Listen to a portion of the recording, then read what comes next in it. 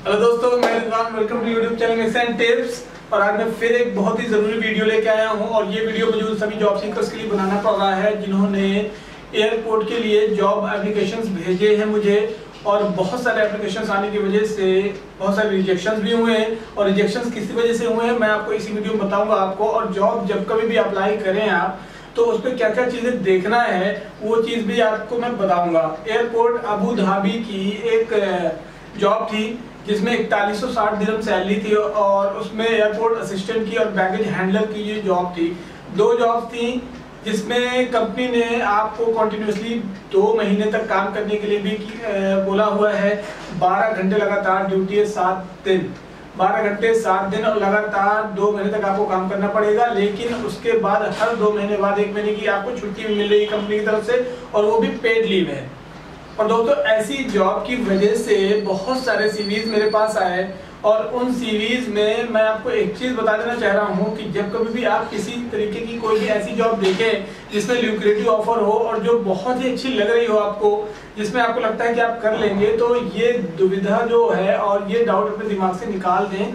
और ये कॉन्फिडेंस आपका जो अगर है, तो पहली बात तो आपको सेम प्रोफाइल में होना चाहिए, तब आप अप्लाई करें। अगर सेम प्रोफाइल में नहीं है तो आपके अंदर वो काबिलियत होनी चाहिए ताकि आप उस प्रोफाइल को हैंडल कर लें। दोस्तों, मेरे पास बहुत सारे जॉब्स के लिए और बहुत सारी रिक्वायरमेंट्स के लिए सीवीज आते हैं, और इस तरह की सीवीज जो है आप ही की तरफ से आते हैं। जब आप सीवी भेजते हैं तो बहुत सारे लोग ऐसे भी होते हैं कि जो मैंने 4-5 रिक्वायरमेंट पोस्ट की और उन 4-5 रिक्वायरमेंट्स में उनके सीवीज आ जाते हैं। मीन्स कि अगर मैं सेल्स मैनेजर की जॉब पोस्ट करता हूं तो उनके सीवी सेल्स मैनेजर के लिए भी आ जाते हैं उसी कैंडिडेट के। और अगर मैं स्टोर कीपर की पोस्ट कर दूं जॉब, तो स्टोर कीपर के लिए भी सेम कैंडिडेट का आ जाता है सीवी। और अगर मैं ऑफिस असिस्टेंट के लिए पोस्ट करूं तो उसके लिए भी सेम सीवी आ जाता है। अगर मैं सुपरवाइजर के लिए पोस्ट करूं तो दोस्तों, एक ही पर्सन अगर बार बार जो है अलग अलग प्रोफाइल के लिए सीवी भेजता है तो उसके साथ में आपकी फेस वैल्यू, आपकी इमेज भी खराब हो जाती है कंपनी के तरफ से। इसलिए कि कंपनी जब फिल्टर करती है सीवी और जब आपका मेल ऊपर से देखा जाता है तो कई सारे सीवीज पड़े होते हैं और अलग अलग प्रोफाइल के सीवी पड़े होते हैं, जबकि नाम और कॉन्टेक्ट नंबर आप ही का रहता है। इससे कंपनी की तरफ आपकी रेपुटेशन और इमेज डाउन हो जाती है, और अगर वो आपका सिलेक्शन करना भी चाहे तो नहीं करता। दोस्तों, इस तरह से आपका नुकसान होता है। तो कभी भी अगर आप किसी भी प्रोफाइल के लिए सीवी भेज रहे हैं, आप देख रहे हैं कि बहुत अच्छा प्रोफाइल है, बहुत अच्छी जॉब है, बहुत अच्छी सैलरी पैकेज उसमें मिल रही है, तो आप एक चीज देख लें, क्या आप उस प्रोफाइल के लिए फिट हो रहे हैं या नहीं। अभी मैंने एक प्रोफाइल पोस्ट की है, मैंने एक रिक्वायरमेंट पोस्ट की अबू धाबी के लिए, जो एयरपोर्ट की जॉब है। उस पे मेरे पास में इंजीनियर्स के भी सीवी आ रहे हैं, जो सिविल इंजीनियर है उनके भी आ रहे हैं, जो कंस्ट्रक्शन इंजीनियर हैं उनके भी आ रहे हैं, जो मैकेनिकल इंजीनियर हैं उनके भी आ रहे हैं, जो सेल्समैन हैं उनके भी आ रहे हैं, जो सेल्स मतलब सेम प्रोफाइल का सीवी नहीं है उनके भी आ रहे हैं। दोस्तों, आप ये बताइए मुझे कि अगर मैं सीवी फिल्टर करूंगा तो मैंने उसमें मेंशन किया है कि रेलेवेंट एक्सपीरियंस मुझे चाहिए, कि आपका सेम फील्ड में एक्सपीरियंस होना चाहिए, चाहे कार्गो का या कोरियर का या शिपिंग का, कोई इस तरह का एक्सपीरियंस जो मैच करता हो आप रिक्वायरमेंट्स है हमारी। और अगर वो रिक्वायरमेंट्स मैच नहीं कर रहा है सीवी, तो आपका सिलेक्शन क्यों होगा। अगर मेरे पास में 50 सीवी आते हैं सपोज, और 50 सीवी में मुझे 10 की रिक्वायरमेंट है और 10 में से मैंने आप 5 सीवी ही मुझे ऐसे मिले जो कि रेलेवेंट हैं, तो मैं 45 सीवी रिजेक्ट कर दूंगा।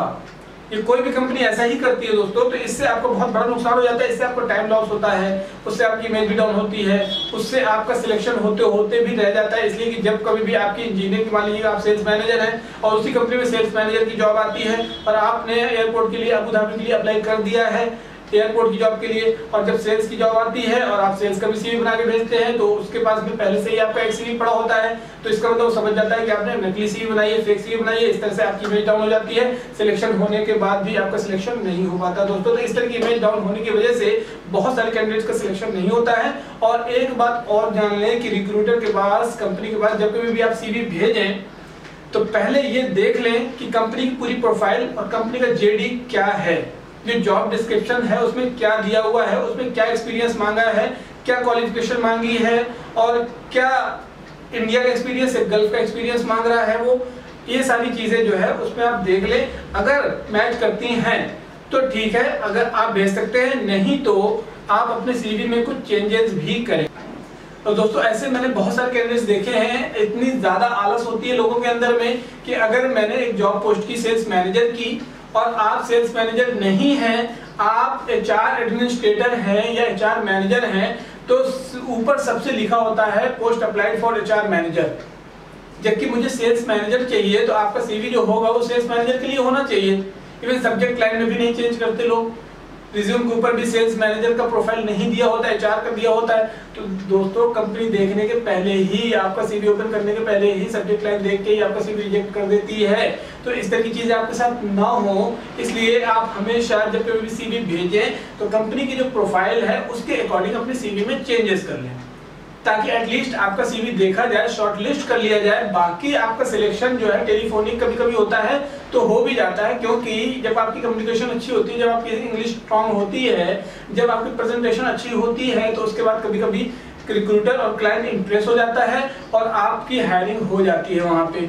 लेकिन अगर आपने CV में चेंजेस नहीं किए हैं, आपने उठाया तो आपने सिविल इंजीनियर का CV भेज दिया, जबकि सिविल इंजीनियर की जरूरत नहीं है। आपने उठाया मैकेनिकल इंजीनियर का CV भेज दिया, उसकी जरूरत नहीं है। आपने उठाया सेल्स का CV भेज दिया, उसकी जरूरत नहीं है।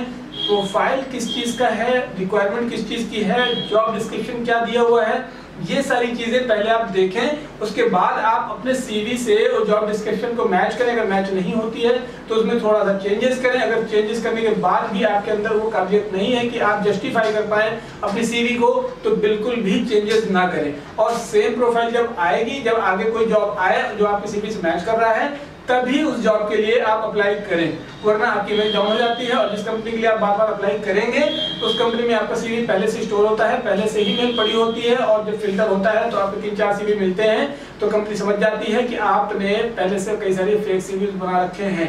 तो दोस्तों इस तरह से आपकी काबिलियत पे कहीं ना कहीं कंपनी को शक हो जाता है और कंपनी आपको सिलेक्ट करके भी रिजेक्ट कर देती है। तो इस तरह की CVs ना बनाएं दोस्तों, और जॉब डिस्क्रिप्शन देख के ही आप किसी जॉब में अप्लाई करें। मेरे पास इतने CVs आते हैं, बहुत ज्यादा टाइम लॉस होता है, देखने पे भी मैं रिजेक्ट कर देता हूं क्योंकि वो जॉब डिस्क्रिप्शन से मैच नहीं कर रहा होता दोस्तों। तो आई होप कि आप ध्यान रखेंगे, आगे से कितने भी CVs भेजेंगे, जो CV जब तक आपका मैच नहीं कर रहा है जॉब डिस्क्रिप्शन से, तब तक आप CV ना भेजें। और अगर नहीं भी मैच कर रहा है और आपके अंदर वो काबिलियत है, तो प्लीज जॉब डिस्क्रिप्शन के अकॉर्डिंग अपना CV मैच करें और उसमें चेंजेस करें और तब जाके एम्प्लॉयर को भेजें। और आई होप कि आपका CV जरूर सिलेक्ट होगा। और मैंने बहुत सारे पहले वीडियो बनाए हैं कि जॉब एप्लीकेशन कैसे भेजना है, रिज्यूम कैसे बनाना है, रिज्यूम में रिजेक्शन कैसे हो जाते हैं, इंटरव्यू कैसे लेना है, इंटरव्यू के क्रॉस क्वेश्चंस का आंसर कैसे देना है। तो इस तरह के बहुत सारे वीडियोस बना चुका हूं और भी आगे वीडियोस बनाता रहूंगा सिर्फ आपकी हेल्प के लिए। तो दोस्तों शेयर करते रहिए वीडियोस को, और सब्सक्राइब नहीं किया चैनल को तो सब्सक्राइब कर ले, नीचे रेड बटन दिया हुआ उस पर सब्सक्राइब में क्लिक करके सब्सक्राइब कर ले, फ्री सब्सक्रिप्शन है। और बगल में नोटिफिकेशन बेल भी है, उस पर भी क्लिक कर दें, तो ताकि आगे आने वाले वीडियोस की नोटिफिकेशन आपको मिलती रहेगी। और ऐसे बहुत सारे वीडियोस और भी हैं पेंडिंग, आते रहेंगे। बस इस तरह के वीडियोस को आए तो शेयर कर दिया करिए लोगों को। चलिए दोस्तों मिलता हूँ आपको अगले वीडियो में, तब तक के लिए टेक केयर।